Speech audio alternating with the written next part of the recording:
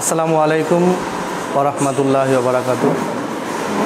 সুপ্রিয় ছাত্রছাত্রীবৃন্দ, সকলকে আন্তরিক শুভেচ্ছা ও অভিনন্দন জানিয়ে আজকে ইস্পাহানী উচ্চ বিদ্যালয় কর্তৃক আয়োজিত অনলাইন ক্লাসে আমি মোহাম্মদ আলমগীর স্যার ইস্পাহানী ভূগোল বিষয়ে যে ক্লাসটি সেটি আমি আজকে নবম দশম শ্রেণীর ভূগোল ও পরিবেশ বিষয়ের উপরে আলোচনা করব। প্রথমেই আমি ভূগোলের যে সংজ্ঞা, ভূগোল কি এবং ভূগোল বিষয়ের মধ্যে আছে পরিবেশ, সেই সাথে আছে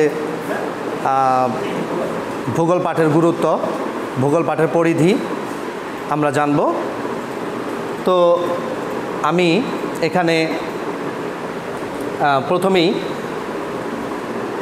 তোমাদেরকে ভূগোল কি আসলে সেই বিষয়ে বলতে চাচ্ছি।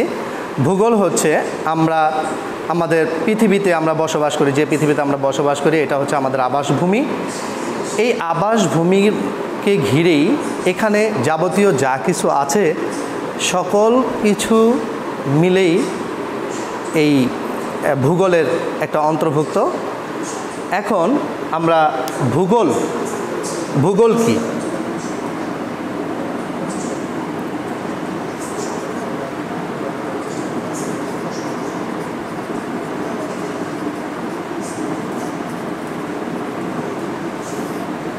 প্রথমে আমরা লিখলাম ভূগোল কি। ভূগোল হচ্ছে জিওগ্রাফি শব্দ থেকে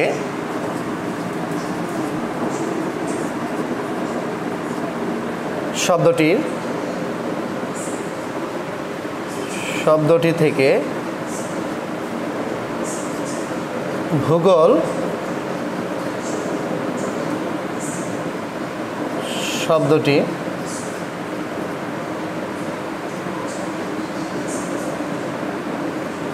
উৎপত্তি।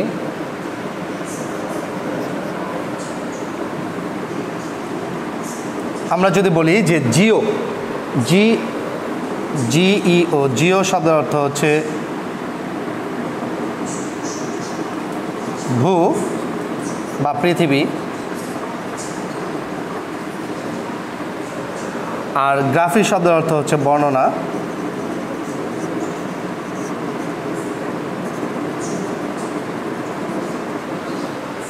অর্থাৎ পৃথিবী বিষয়ক, পৃথিবীর মধ্যে যাবতীয় যা কিছু আছে যেটা বর্ণনা, পৃথিবীর ভূমির সম্পর্কে, ভূমিরূপ সম্পর্কে, তারপরে পাহাড় পর্বত, বন জঙ্গল, তারপরে জলবায়ু, জীব ভূগোল, মৃত্তিকা, সমুদ্র, জনসংখ্যা বিষয়ক ধারণা, এগুলো পৃথিবীর অন্তর্ভুক্ত, পৃথিবীর ভিতরে যাবতীয় যা কিছু আছে সেগুলি হচ্ছে ভূগোলের মূল বিষয়। এখন আমরা অধ্যাপক এখানে আমরা দেখতে পাচ্ছি যে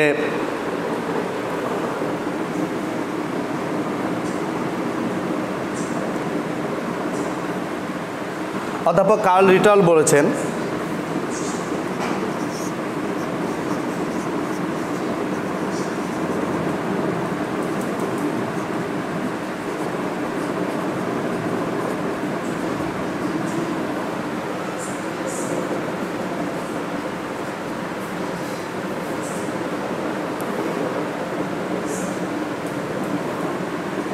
ভূগোল হলো পৃথিবীর বিজ্ঞান।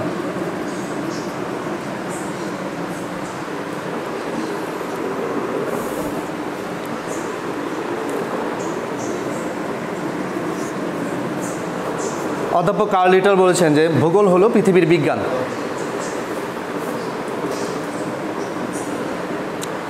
এরপর আমরা আজকে যেটা জানবো সেটা হচ্ছে যে এখানে আমরা দেখতে পাচ্ছি যে ভূগোল হলো পৃথিবীর বিজ্ঞান। তারপরে ভূগোলের বিভিন্ন শাখা প্রশাখা রয়েছে, যেমন রয়েছে এখানে প্রাকৃতিক ভূগোলের দুটি শাখা, সেটা হচ্ছে যে প্রাকৃতিক ভূগোল আর একটা হচ্ছে মানব ভূগোল। ভূগোলের এই দুটি শাখার মধ্যে প্রাকৃতিক ভূগোলের মধ্যে যেগুলো বিষয়গুলো অন্তর্ভুক্ত রয়েছে, যেগুলো হচ্ছে প্রথমে আমরা দেখতে পাচ্ছি এখানে একটা ডায়াগ্রামের মধ্যে যে ভূমিরূপবিদ্যা, জলবায়ুবিদ্যা, জীব ভূগোল, মৃত্তিকা ভূগোল, সমুদ্রবিদ্যা, মানব ভূগোল, অর্থনৈতিক ভূগোল, জনসংখ্যা ভূগোল, এখানে মানব ভূগোলের মধ্যে রয়েছে অর্থনৈতিক ভূগোল, জনসংখ্যা ভূগোল, আঞ্চলিক ভূগোল, রাজনৈতিক ভূগোল, সংখ্যাতাত্ত্বিক ভূগোল, পরিবহন ভূগোল, নগর ভূগোল এবং দুর্যোগ ব্যবস্থাপনা। আজকে আমি এই প্রাকৃতিক ভূগোল এবং মানব ভূগোল নিয়ে সংক্ষিপ্ত আকারে আলোচনা করার জন্য চেষ্টা করব ইনশাআল্লাহ। এখানে প্রাকৃতিক ভূগোলের মধ্যে রয়েছে প্রথমে আসছে ভূমিরূপবিদ্যা। আসলে ভূমিরূপবিদ্যাটা আসলে কি? এখানে ভূমি সম্পর্কে, তার মানে অভ্যন্তরীণ ক্ষয়ী ভবন এবং নগ্নি ভবনের যে ভূমিরূপটা হয়, ভূমি কোথায় মানে দেশের অভ্যন্তরে বিভিন্ন অঞ্চলে বিভিন্ন ভূমিরূপ দেখা যায়, সেগুলো নিয়ে যে শাখাটায় ভূগোলের যে শাখায় আলোচনা করা হয় সেটা হচ্ছে ভূমিরূপবিদ্যা। এরপর আসছে জলবায়ুবিদ্যা। জলবায়ুবিদ্যা কি? জলবায়ু পৃথিবীর আমরা দুর্যোগপ্রবণ একটা দেশ। এখানে আবহাওয়া, জলবায়ু, ঝড়, জলোচ্ছ্বাস, ঘূর্ণিঝড়, বিভিন্ন রকমের দুর্যোগ আমরা দেখি। আর জলবায়ু কোথায় কি অবস্থা আছে, কখন কি অবস্থা বিরাজমান করছে, সেটা এই শাখায় আলোচনা করা হয়। এরপরে জীব ভূগোল। জীব ভূগোল হচ্ছে যে ভূপৃষ্ঠে বিভিন্ন প্রাণী জগৎ রয়েছে, প্রাণীদের জীবজগৎ রয়েছে, প্রাণীদের বিচরণ রয়েছে, প্রাণীদের বিভিন্ন শাখা রয়েছে। তাদের শাখাগুলো সেটা সামুদ্রিক বা স্থল জল, যে বিভিন্ন প্রাণীর নিয়ে যে গবেষণাটা হয়ে থাকে, জীব সম্পর্কে, মানুষ প্রাণী সম্পর্কে যে আলোচনাটা হয়ে থাকে, সেটা হচ্ছে জীব ভূগোলের অন্তর্ভুক্ত।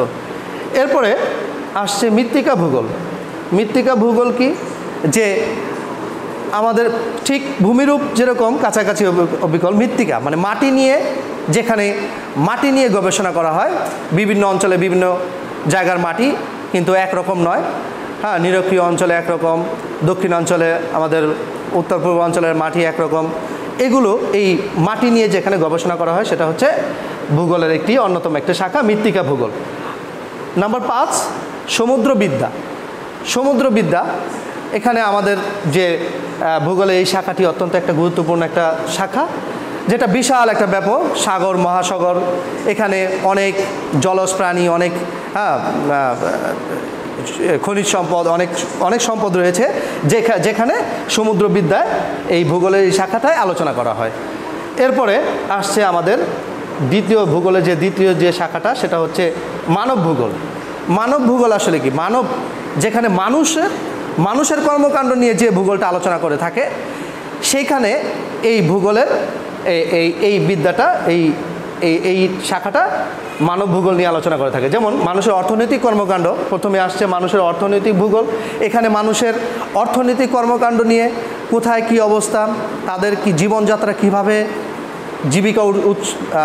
জীবিকা নির্বাহ করবে, তাদের থাকা বাসস্থান, এগুলো নিয়ে আলোচনা করে থাকে। এরপর জনসংখ্যা ভূগোল। জনসংখ্যা ভূগোল হচ্ছে যে এই বিষয়ে বাংলাদেশের এবং পৃথিবীর বিভিন্ন অঞ্চলের জনসংখ্যা বন্টন, জনসংখ্যা পুনর্নীতি এবং জনসংখ্যা বিষয়ক জন্মহার, মৃত্যুহার, এগুলো নিয়ে এই ভূগোলে আলোচনা করা হয়ে থাকে। সুপ্রিয় ছাত্রছাত্রীবৃন্দ, তোমরা আশা করি বুঝতে পারতেছো। এরপরে আসো আঞ্চলিক ভূগোল। আঞ্চলিক ভূগোলটা কি? বিভিন্ন অঞ্চলে আমরা বিভিন্ন পেশার মানুষ বসবাস করে থাকি। তাদের খাদ্যাভ্যাস, তাদের চালচলন, তাদের আচার ব্যবহার, সব কিছু এখানে এই আলোচনা করা হয়ে থাকে। এবার আসি আমাদের রাজনৈতিক ভূগোল। রাজনৈতিক ভূগোলটা কি? যা আসলে এই রাজনৈতিক ভূগোলটা বিভিন্ন বর্তমান কিন্তু প্রেক্ষাপটে আমাদের দেশটাকে সুন্দরভাবে পরিচালনা করার জন্য বর্তমান মাননীয় প্রধানমন্ত্রী শেখ হাসিনা তিনি ডিজিটাল বাংলাদেশ গড়ার জন্য যে প্রত্যয় ব্যক্ত করেছেন, এবং আমরা আজকে এই যে অনলাইন ক্লাস নিচ্ছি বা তারা আমাদেরকে সহযোগিতা করতেছে, এগুলো সম্পূর্ণ একটা রাজনৈতিক যে সহযোগিতা, এই ভূগোলে আমরা এই আলোচনা করে মানে ভূগোলের এই শাখাটায় আমরা পেয়ে থাকি। এরপরে সংখ্যাতাত্ত্বিক ভূগোল। সংখ্যাতাত্ত্বিক ভূগোল সংখ্যা নির্ণয়ের মাধ্যমে, সংখ্যাতাত্ত্বিক মাধ্যমে সংখ্যা বিষয়ক, যেমন দাগ্রিমা ভূগোলের একটা বিষয়, দাগ্রিমা রেখা, অক্ষাংশ রেখা, এগুলো পৃথিবীর স্থানীয় মান নির্ণয়, তারপরে সময়, আমরা এই সংখ্যাতাত্ত্বিক ভূগোলের মাধ্যমে আলোচনা করা হয়ে থাকে। এরপরে পরিবহন ভূগোল। পরিবহন ভূগোল কি? পৃথিবীর যোগাযোগ ব্যবস্থা উন্নত করার জন্য, যোগাযোগ ব্যবস্থার মাধ্যমে আমরা আমাদের দৈনন্দিন কর্মকাণ্ড, ব্যবসা বাণিজ্য প্রসার ঘটানোর জন্য, উন্নতি লাভের জন্য আমরা এই পরিবহন উন্নতি ঘটানোর জন্য যাতায়াত ব্যবস্থা এবং সুব্যবস্থা, এক স্থান থেকে অন্য স্থানে যাতায়াতের সুব্যবস্থা যাতে হয় সেই বিষয়ে এই পরিবহন ভূগোল আলোচনা করে থাকে। এরপর নগর ভূগোল। নগর ভূগোল কি? নগর ভূগোল হচ্ছে নগরায়ন, নগরের শহরের পরিবর্ধন, পৌরসভা এবং বিভিন্ন শহরে বিভিন্ন উন্নয়ন কর্মকাণ্ড এই নগর ভূগোলে আলোচনা করে থাকে। এরপর নাম্বার 8-এ আসছে দুর্যোগ ব্যবস্থাপনা। এটা আমাদের বাংলাদেশ যেহেতু একটা প্রাকৃতিক দুর্যোগময় দেশ এবং বিভিন্ন দেশের দুর্যোগ যে ব্যবস্থা, দুর্যোগময় যে বিপর্যয় যে সময়গুলো, সেগুলো যে কিভাবে প্রশমন করতে পারবে, দুর্যোগ ব্যবস্থাপনায় দুর্যোগের মোকাবেলা করতে পারবে। আজকে এই যে কোভিড-19 একটা দুর্যোগ, একটা মহামারী, সেখানে আমাদের একটা প্রাকৃতিক দুর্যোগময় একটা দেশ, ঝড়, ঝঞ্ঝাপ, জলোচ্ছ্বাস, ঘূর্ণিঝড়, এগুলো আমাদের প্রতিনিয়তই আছে।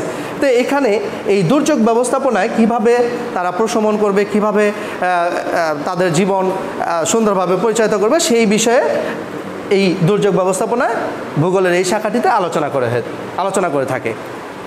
এবার সুপ্রিয় শিক্ষার্থীবৃন্দ, আমি ভূগোলের শাখা নিয়ে তোমাদেরকে সংক্ষিপ্তভাবে বোঝানোর জন্য চেষ্টা করছি। এরপরে আমি পরবর্তী যে বিষয়টা সেটি বলতে চাই, সেটি হচ্ছে যে ভূগোলের পরিধি।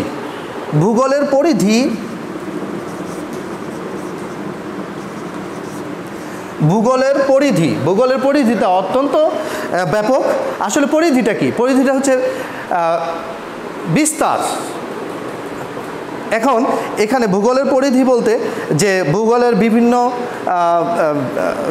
ভূমিরূপবিদ্যা বা পরিধি, জলবায়ুবিদ্যা আছে, এগুলো নিয়ে ভূগোলের এই আলোচনা করে থাকে। এরপরে ভূগোল পাঠের গুরুত্ব। কারণ আমরা যে এই যে ভূগোল পাঠ করি, এটার গুরুত্ব কি? আসলে অবশ্যই আমাদের এইগুলোর গুরুত্ব আছে। কারণ আমরা ভূগোল পাঠের মাধ্যমে আমরা আমাদের পৃথিবী সম্পর্কে, পৃথিবীতে কি আছে, কোথায় কি অবস্থায় আছে, সেগুলো আমরা জানতে পারি। ভূগোলের ভূমিরূপ সম্পর্কে জানতে পারি, জলবায়ু সম্পর্কে জানতে পারি, সেই সাথে আমরা জানতে পারি আমাদের কি বলে যে পরিবেশ, গোটা পৃথিবীটাকে সম্পর্কে আমরা এই ধারণা পেতে পারি। এরপরে আমাদের পরিবহন ব্যবস্থা, যোগাযোগ ব্যবস্থা, তারপরে ঘূর্ণিঝড়, বিপর্যয়, প্রাকৃতিক দুর্যোগ সম্পর্কে ভূগোল আলোচনা করে থাকে। তো আজকের আমি তোমাদেরকে বলি যে এখানে আমি ভূগোল কি আলোচনা করলাম, যে ভূগোল কি, ভূগোল শব্দটি কোথা থেকে এসেছে। ভূগোল শব্দটি সর্বপ্রথম যিনি ব্যবহার করেছেন তিনি হলেন যে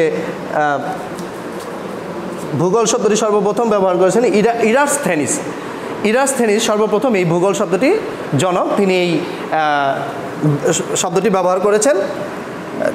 আর ভূগোল শব্দটি যদি ব্যাখ্যা করা হয়, ভূগোল শব্দটির শব্দ অর্থ হচ্ছে জিও শব্দের অর্থ ভূ, পৃথিবী, আর গ্রাফি শব্দের অর্থ হচ্ছে বর্ণনা।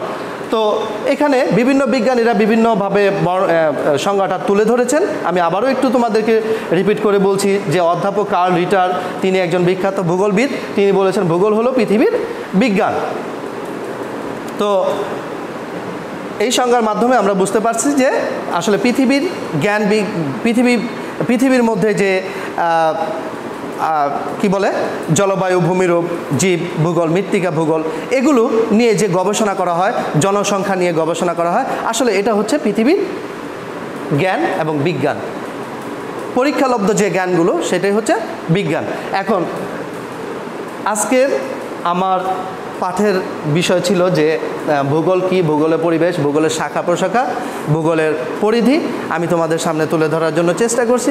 আশা করি পরবর্তী ক্লাসে ইনশাআল্লাহ আরও ভালোভাবে তোমাদেরকে ভালো করে বোঝানোর জন্য ইনশাআল্লাহ চেষ্টা করব। তোমরা পরবর্তী ক্লাসের জন্য প্রস্তুত থাকবে। সকলকে ধন্যবাদ জানিয়ে শেষ করছি। সকলকে শুভেচ্ছা। আসসালামু আলাইকুম রহমতুল্লাহ।